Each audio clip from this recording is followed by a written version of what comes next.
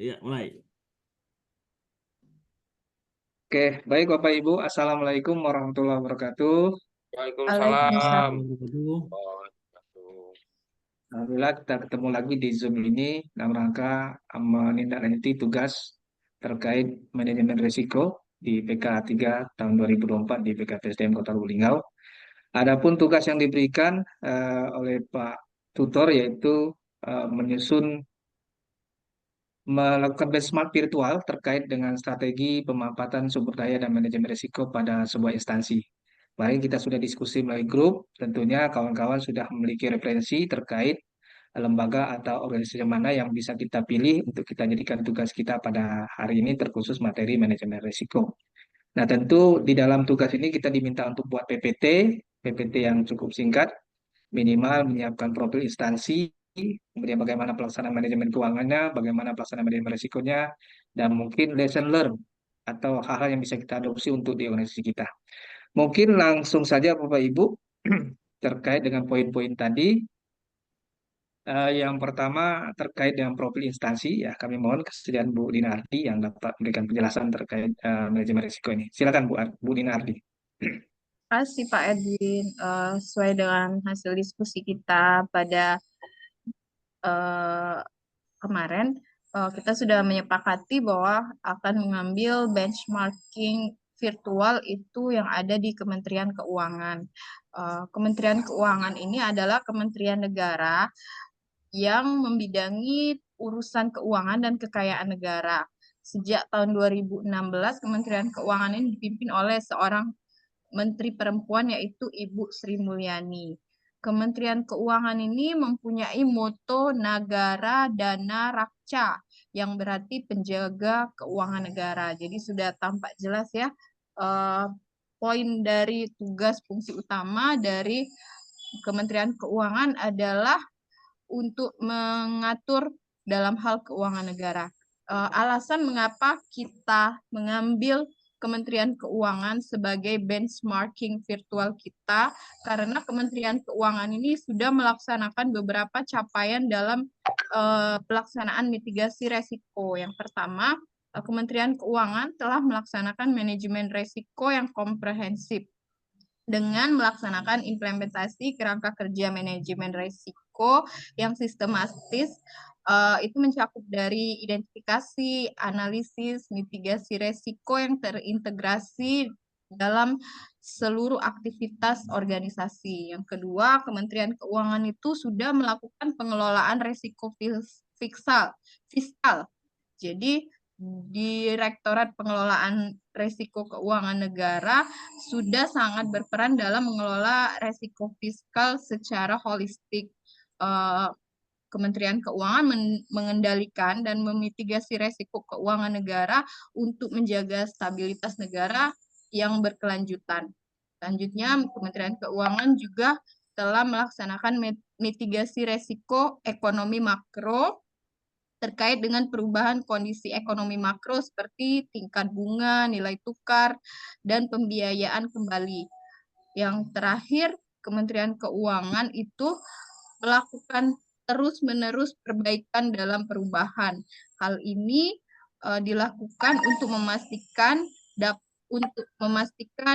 respon cepat dan tepat waktu dalam pengelolaan keuangan. Saya rasa ini sudah merupakan poin-poin yang penting yang dapat kita jadikan benchmarking untuk kita aplikasikan ke OPD kita masing-masing. Demikian teman-teman. Terima kasih Bu Dina Ardi atas penjelasannya terkait dengan profil instansi dan sekaligus kita memilih mungkin Kementerian Keuangan sebagai eh, virtual benchmark kita atas kesuksesannya untuk menerapkan manajemen risiko di lembaganya. Jadi mungkin itu akan kita tuangkan dalam kertas tugas kita dan akan kita tuangkan dalam PPT tugas kita terkait manajemen risiko. Mungkin berikutnya terkait dengan karena memang Kementerian Keuangan bertugas sebagai bendahara negara, tentu mereka sudah memiliki SOP baku terkait pengelolaan keuangan. Oke, secara sekilas bisa dijelaskan oleh Pak Erlangga terkait bagaimana pelaksanaan manajemen keuangan di Kementerian Keuangan. Kami persilakan, Pak Erlangga. Baik, Baik, terima kasih Pak Edwin. Eh, Siap. Mungkin tidak banyak yang saya sampaikan. SOP ataupun manajemen keuangan dalam sistem marking Kementerian Keuangan.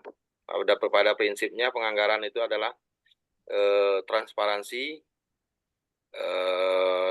dan akuntabilitas anggaran, disiplin anggaran, keadilan anggaran, efisiensi dan efektif anggaran. Mungkin harus disusun dengan secara pendekatan kinerja yang baik. Mungkin itu yang saya sampaikan, nanti lebih saya sampaikan secara narasi. Terima kasih. Oke. Terima kasih Pak Erlangga atas penjelasannya. Mungkin akan kita resum ya penjelasan apa yang disampaikan Pak Erlangga. Kita tunggu kompilasinya.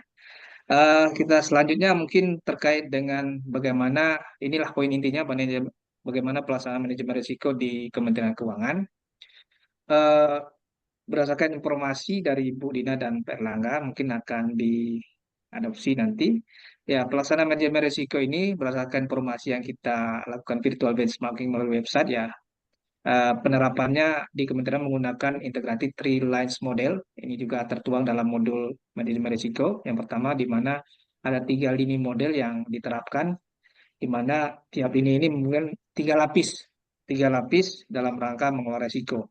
Ada lini pertama, ada lini kedua, lini ketiga yang mempunyai fungsinya masing-masing.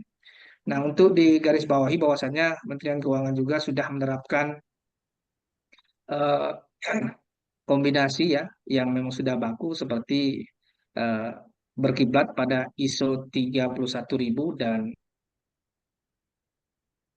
tentunya di sisi SOP SPIP juga dia lebih banyak berkiblat pada KOSO REM. Ini ada istilahnya di modul kita yang kita pelajari saat ini. Secara tahapan mungkin akan kita tuangkan dalam kertas kerja, namun pada prinsipnya penerapan manajemen risiko yang dituarkan oleh Kementerian Keuangan ini lebih inisiatif untuk menjadi kreatif sekaligus inovatif. Mungkin itu sekilas, dan juga kenapa ini bisa diterapkan karena memang eh, komitmen pimpinannya dalam rangka bagaimana menginternalisasikan manajemen risiko ini ke dalam budaya kerja institusinya. Dan selain itu juga kementerian ini juga sudah memiliki SOP yang baku dan petunjuk teknis yang sudah baku yang tentunya akan menjadi peta jalan untuk motret di mana risiko-risiko yang mungkin terjadi pada saat penyelenggaraan organisasi khususnya di Kementerian Keuangan. Itu sekilas terkait dengan pelaksanaan manajemen risiko. Mungkin kami mohon Pak Andi untuk dapat memberikan penjelasan singkat terkait lesson learned yang bisa kita ambil dalam penerapan manajemen risiko di Kementerian Keuangan. Kami persilakan Pak Andi. Terima kasih Pak Edwin. Berkaitan dengan lesson learn yang akan kita terapkan di OPD kita masing-masing yang mengadopsi dari Kementerian Keuangan, langsung saja yang pertama itu konsistensi dan kebijakan dan prosedur, di mana untuk keseragaman dan kepatuhan di seluruh unit kerja mempunyai SOP yang jelas membantu dalam pelaksanaan anggaran-anggaran efisien, mengidentifikasi dan mengolah risiko agar mempermudah koordinasi dan pelaporan. Yang kedua, penguatan SDM, tentu pelatihan dan pengembangan kompetensi, serta pelatihan terkait dengan identifikasi, evaluasi, dan mitigasi risiko. Yang ketiga, terkait dengan integrasi sistem informasi, di mana memungkinkan pemantauan anggaran secara real time dan juga pengambilan keputusan cepat dan tepat. Dan pemantauan risiko secara lebih efektif, komunikasi antar unit kerja mengenai risiko. Seterusnya, transparansi dan akuntabilitas, di mana laporan keuangan yang terbuka dan akurat mendukung kepercayaan publik, serta mengetahui dan memahami risiko yang dihadapi serta langkah-langkah yang diambil untuk mengatasinya. Berikutnya terkait dengan evaluasi, tentu evaluasi berkala dan tinjauan terhadap risiko dan efektivitas mitigasi.